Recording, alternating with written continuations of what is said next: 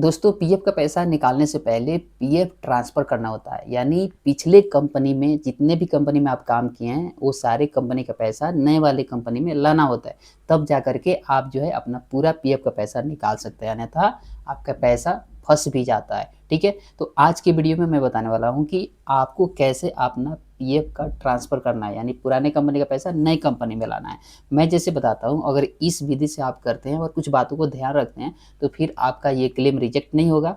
आपका पुराने सारे कंपनी का पैसा नए वाले कंपनी में ट्रांसफ़र हो जाएगा। उसके बाद जो है आप फॉर्म भर करके पूरा का पूरा पीएफ का पैसा निकाल सकते हैं। तो चलिए बिना देर किए मैं बताता हूँ प्रोसेस कि कैसे आपको ऑनलाइन फॉर्म भरना है ताकि आपका पैसा ट्रांसफ़र हो जाए।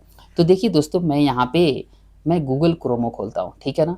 अब देखिए मैंने गूगल क्रोमो खोला, लेकिन यदि आप इसको मोबाइल पे कर रहे हैं तो आपको क्या करना पड़ेगा कि जैसे मैंने गूगल क्रोमो खोला, वैसे ही आप क्या करिएगा कि अपने मोबाइल पे भी गूगल क्रोमो खोलिएगा और उसको क्या करिएगा कि डेस्कटॉप मोड में कर लीजिएगा। वैसे कर लेने से ये होगा कि जैसे मैं लैपटॉप पे अप्लाई कर रहा हूँ ना, वैसे ही आप भी जो है अप्लाई अपने जो है मोबाइल पे भी कर सकते हैं। बिल्कुल आसान रहेगा ऐसे करने में। अब देखिए, जब आप गूगल खोल लेंगे तो आपको इसमें लिखना है ईपीएफओ, ठीक है? ईपीएफओ टाइप कर लेंगे, उसके बाद आप जब इसे एंटर करके ओपन करेंगे तो आपके सामने आएगा ऐसे एम्प्लॉयी प्रोविडेंट फंड ऑर्गेनाइजेशन, ये वाली साइट एक आएगी। लेकिन आपको थोड़ा-सा नीचे आना है, तो आप ध्यान दीजिए यहाँ पे लिखा हुआ है फॉर एम्प्लॉयी। आपको क्या करना है कि इसे क्लिक करके ओपन करना है। जब आप क्लिक करके ओपन करेंगे, तो आपके सामने एम्प्लॉयी प्रोविडेंट फंड ऑर्गेनाइजेशन की वेबसाइट खुल जाएगी, यानी ये ईपीएफओ की सरकारी वेबसाइट है, ठीक है? अब आपको क्या करना है कि नीचे आना है सर्विस वाले टैब पे, ठीक है? जब सर्विस वाले टैब पे आएँगे तो दूसरे नंबर में मिलेगा member UN online service OCS OTCP. ये लिंक है, इसको आपको क्लिक करके ओपन करना है, ठीक है ना? अब चलिए मैं क्लिक करके ओपन कर लेता हूँ। ये आपको एक अलर्ट आएगा, यहाँ पे कुछ भी दिखाई देता है तो आपको जैसे ये ओके कर लीजिएगा, यानी कहने का मतलब स्किप कर लीजिएगा। अब हम पहुँच गए हैं मेंबर ई सेवा के पोर्टल पे, देखिए यहाँ पे दिख रहे हैं। अब यहाँ पे आपको क्या करना है कि यूएन और पासवर्ड डालना है। तो यदि आपके पास पासवर्ड नहीं है या फिर अपने यूएन को आप एक्टिवेट आपने नहीं किया है, तो कैसे यूएन को एक्टिवेट करना है और पासवर्ड बनाना है, उस वीडियो का लिंक आपको इस वीडियो के डिस्क्रिप्शन में मिल जाएगी। आप देख करके पहले क्या कीजिएगा कि अपना यूएन को एक्टिवेट करिएगा। जब एक्टिवेट करेंगे तो आपके मोबाइल नंबर पे पासवर्ड भी मिल जाएगी, तो डाल करके आप लॉगिन कर सकते हैं। और यदि आपका यूएन एक्टिवेट है, पासवर्ड भूल गए हैं, तो उसका अलग से वीडियो है, वो दे करके आप फॉरगेट पासवर्ड करके नया पासवर्ड बना सकते हैं। चलिए आगे बढ़ते हैं। अब देखिए यहाँ पे मैं यूएन और पासवर्ड मैं यहाँ पे डालता हूँ। देखिए यहाँ पे यूएन और पासवर्ड और मैं क्लिक करता हूँ साइन इन। साइन इन किया तो यहाँ पे अब ओटीपी मेरे मोबाइल नंबर पे आया, आपको भी जाएगा। तो आपको अपना मोबाइल साथ में रखना है। कौन सा? जो आधार में मोबाइल नंबर आपका लिंक है, ठीक है? तो उस पे ओटीपी जाएगा। अब चलिए मैं यहाँ पे क्या करता हूँ कि ओटीपी मैं यहाँ पे एंटर करता हूँ। अब मैं करता हूँ सबमिट, ठीक है? सबमिट किया। अब देखिए एक और अलर्ट आया, यहाँ पे पूछ रहा है फाइल ई नॉमिनेशन। तो मैं यहाँ पे बता दूँ कि आजकल ई नॉमिनेशन करना मैंडेटरी हो गया है। यदि आपने नहीं किया है तो आपको ई नॉमिनेशन करना पड़ेगा। उस वीडियो का लिंक आपको इस वीडियो के डिस्क्रिप्शन में मिल जाएगी। प्रोसेस होता है, थोड़ा फॉलो करना होता है। यदि आपने कर दिया है ई नॉमिनेशन और अपडेट करने के लिए पूछ रहा है, तो आपको ओके कर देना है, यानी स्किप कर देना है, ठीक है? अब हम यहाँ से शुरू करते हैं पीएफ ट्रांसफ़र कैसे करना है स्टेप वाइज, बिल्कुल स्टेप बाय स्टेप, ठीक है? तो देखिए यहाँ पे home view manage account online service, तो ऑनलाइन सर्विस में मुझे जाना है। अब देखिए मैं ऑनलाइन सर्विस में आया तो यहाँ पे दूसरे नंबर पे है one member one EPF account transfer request, यानी इसी से पीएफ ट्रांसफ़र होगा, ठीक है? अब चलिए इसे क्लिक करके ओपन ही कर लेते हैं।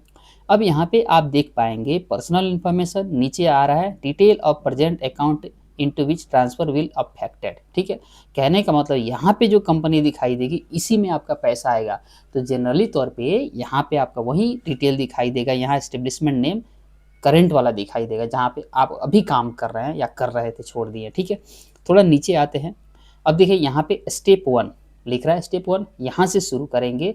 अब इसमें पूछ रहा है मेंबर आईडी यूएन, तो मैं कहूँगा मेंबर आईडी छोड़िए, हर किसी के पास नहीं होता है, यहाँ पे यूएन डाल करके सर्च करते हैं, ठीक है ना?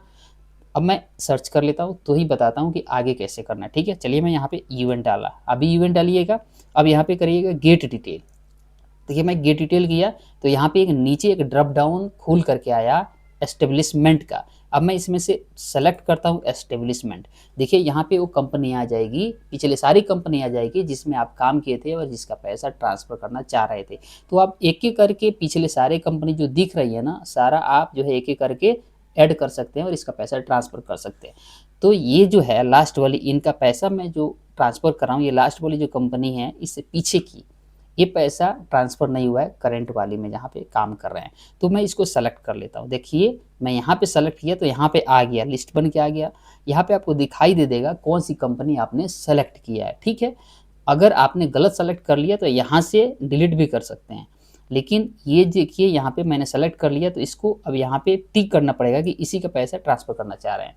यहाँ से डिलीट भी कर सकते हैं यदि गलती हो गई है सेलेक्ट करने में, मतलब दूसरी करना चाह रहे थे और गलती से कोई और हो गया तो, ठीक है।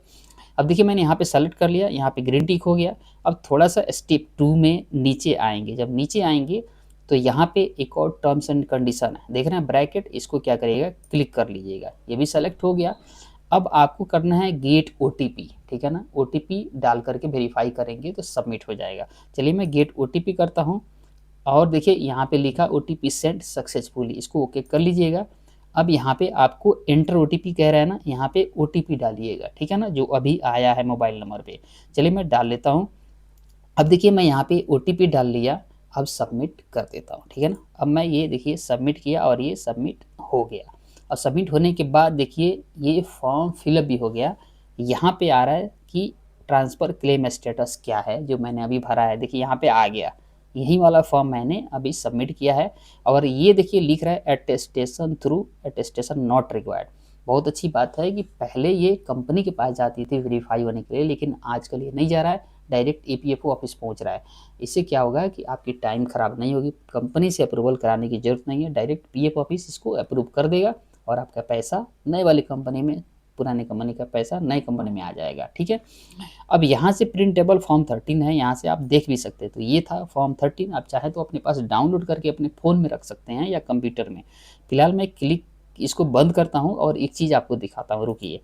देखिए यहाँ पे ऑनलाइन सर्विस में फिर से मैं जाता हूँ और यहाँ पे ट्रैक क्लेम स्टेटस, बहुत सारे लोगों को देखने नहीं आता है कि स्टेटस कैसे देखें, ट्रांसफ़र क्लेम मेरा कहाँ तक पहुँचा।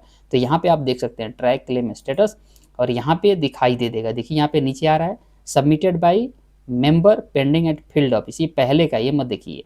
ये जो है मैंने अभी भरा है, ये वाला है कि सबमिटेड बाई मेंबर, यानी मैं मेंबर हूँ, सबमिट कर दिया और pending at field office, field office के पास है, ना कि कंपनी के पास पेंडिंग पड़ा हुआ है, ठीक है।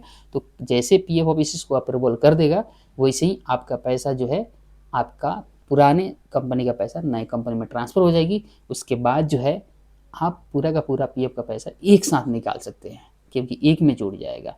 तो उम्मीद करते हैं दोस्तों ये प्रोसेस जो मैं बताया आपको समझ में आ गया होगा। फिर भी आपको ट्रांसफ़र क्लेम भरते समय किसी प्रकार की दिक्कत आती है, एरर मिलता है, तो आपको क्या करना है कि उसका स्क्रीनशॉट लेना है और मेरे इस वाले मोबाइल नंबर पे भेजना है, ताकि मुझे उस प्रॉब्लम के बारे में पता चले और उसका मैं सॉल्यूशन ढूँढ के आपके सामने मैं ला सकूँ। तो उम्मीद करते हैं कि ये वीडियो ज़रूर आप लोगों को फॉर्म भरने में हेल्पफुल रहेगा। मिलते हैं अगले वीडियो में, तब तक के लिए नमस्कार, बाय। चैनल पे नए हैं तो ज़रूर सब्सक्राइब कर लीजिएगा, क्योंकि पीएफ, ईएसआई और आप लोगों की नौकरी से जुड़े सारी वीडियो मैं इस चैनल पे लाते रहता हूँ, ठीक है। नमस्ते, बाय।